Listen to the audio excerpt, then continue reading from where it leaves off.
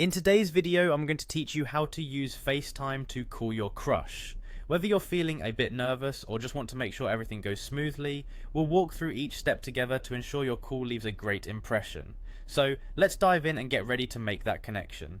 First things first, we need to make sure FaceTime is enabled on your device. You'll want to start by going to your settings. Scroll down until you see apps, tap on it, and then find FaceTime within the list. Once you open FaceTime settings, you'll see an option to toggle it on. Ensure that it's switched on so you're all set to use the app. After that, double check that your Apple ID or phone number is linked to FaceTime. This is crucial because it's how others can reach you through the app.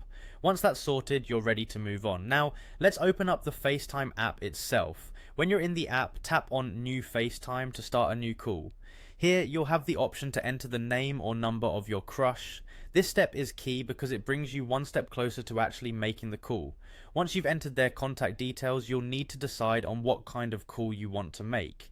If you feel ready for a face-to-face conversation, you can tap the video icon for a full FaceTime call.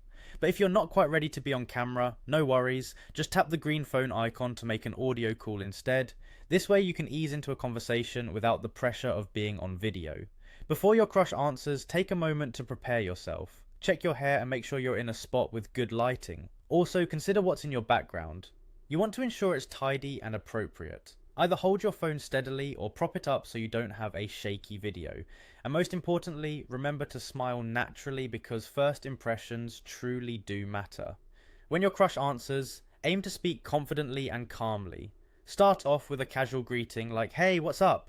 Keep the conversation light and friendly. You could ask them about their day or share something funny to ease any tension and create a warm atmosphere. As the conversation progresses, try to keep it engaging, but also be mindful of the time.